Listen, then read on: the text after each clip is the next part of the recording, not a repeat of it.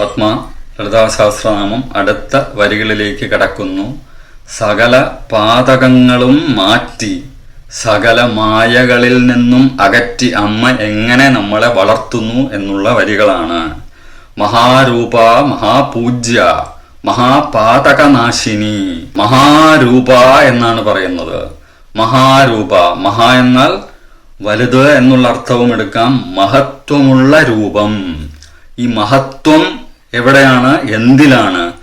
ആ മഹത്വം രൂപം കൊള്ളുന്നു. രൂപം, നമ്മൾ ഇച്ഛിക്കുന്ന രൂപം, അമ്മയുടെ കാളിരൂപം, അന്നപൂർണേശ്വരി, ധനലക്ഷ്മി, അല്ലെങ്കിൽ മൂകാംബിക, സകല രൂപങ്ങളും മഹാരൂപ, മഹാപൂജ്യ. നമ്മൾ കൊടുക്കുന്ന രൂപങ്ങളും അമ്മ തന്നെയാണ്. മഹാപൂജ്യയും അമ്മ തന്നെയാണ്. പൂജ്യ എന്നാൽ പൂജിക്കുന്നവൾ എന്നുള്ള അർത്ഥത്തിലും ശൂന്യം, പൂജ്യം. നമ്മൾ എങ്ങനെയൊക്കെ കറങ്ങിയാലും തിരിച്ചും ആ ശക്തി അവിടെ എത്തിച്ചേരും. നമ്മൾ എന്തൊക്കെ പൂജിച്ചിട്ട് വാദിച്ച് ഇതാണ് വലുത്, ഇതാണ് വലുത് എന്ന് പറഞ്ഞാലും അമ്മ പൂജ്യ, വീണ്ടും നമ്മളെ വട്ടത്തിലെത്തിക്കും അവിടെ തന്നെ. അതാണ് മാംഗല്യം, മംഗള. അപ്പോൾ അതേ അവസ്ഥയിൽ വീണ്ടും എത്തിക്കും. ഇവിടെയാണോ തുടങ്ങിയത്, ഇതാണ് വലുത് എന്ന അമ്മ ഒരിക്കലും നമ്മളുടെ ഉള്ളിൽ എത്തിക്കില്ല. അതാണ് മഹാരൂപ, മഹാപൂജ്യ, മഹാപാതകനാശിനി. പാതകവും ഇത് തന്നെയാണ്. ഇതാണ് വലുത്, ഇതാണ് ചെറുത്, അത് കൊള്ളില്ല, എന്റെ വഴിയാണ് വലുത്. ഈ പാതകങ്ങൾ അമ്മ നശിപ്പിക്കും. ഇത് മഹാപാതകമാണ്. നമ്മൾ കൊലപാതകം എന്ന് പറയുന്ന ഒരു ജീവൻ എടുക്കുന്നതാണ്, അത് തന്നെ പാതകമാണ്. അതേ പാതകത്തിന് തത്തുല്യമായി പല പാതകങ്ങളും നമ്മൾ ചെയ്തുകൊണ്ടേയിരിക്കും. ഈ പാതകങ്ങൾ ചെയ്യുമ്പോൾ നമ്മളുടെ സദ്ഗതി, ആ പാത നശിക്കപ്പെടുകയാണ്. നമുക്ക് മാത്രമല്ല, ഈ ഭൂമിയിൽ ഈ ധർമ്മത്തിന് ഓരോ മനുഷ്യർക്കും എല്ലാ ജീവജാലങ്ങളുടെയും പാതകമായി മാറും. ആ പാതയെല്ലാം അടയും. അങ്ങനെയുള്ള പാതകളെ അമ്മ നശിപ്പിക്കും. പാതകനാശിനി, മഹാമായ, മഹാസത്വ, മഹാശക്തിർ, മഹാരഥി. മഹാമായ, അമ്മ മഹാമായയാണ്, വെറും മായയല്ല. സർവ്വതിലും നിറഞ്ഞതുമാണ്. എന്നാൽ ഒന്നും താനല്ലാതാവുന്ന അവസ്ഥയെ അമ്മ തന്നെയാണ്. മഹത്വമുള്ള മായയാണ്, മഹാമായ. എന്താണ് മായ എന്ന് ആർക്കറിയാം? ഇതാണ് മായ എന്ന് ഞാൻ ചൂണ്ടിക്കാണിച്ചാൽ അത് മായല്ല. ഈ ഒരു സാധാരണക്കാരൻ, ഒന്നുമല്ലാത്ത ഞാൻ പറയുകയാണ് ഇതാണ് ഈ ലോകം മായയാണ് എന്ന് പറഞ്ഞാൽ അത് എന്റെ മായയാണ്. ഞാൻ എന്ന മായ പറയുകയാണ് ഇതെല്ലാം മായയാണെന്ന്. അപ്പോൾ എൻ്റെ ഈ മണ്ടൻ സിദ്ധാന്തങ്ങൾ പറഞ്ഞു പരത്തുന്നതാണ് മഹാമായ എന്ന്. അതല്ല, അതല്ല.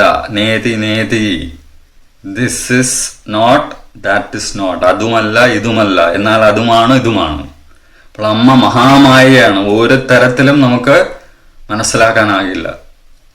മഹാസത്വ, സകല സത്വങ്ങളുടെയും സത്വമാണ് അമ്മ. എല്ലാ സത്തുക്കളുടെയും സത്താണ് മഹാസത്വ. അതായത് ഒരു പഴം എടുക്കുന്നു, ആ പഴത്തിന്റെ ഒരു സത്തുണ്ട്. ആ സത്ത് നഷ്ടപ്പെട്ടാൽ ആ പഴമില്ല, അതിന്റെ ഗുണം ഇല്ല, രുചിയില്ല, മണമില്ലാതാവുന്നു. അങ്ങനെ ആ മഹാസത്വമാണ് ദേവി എന്ന ശക്തി.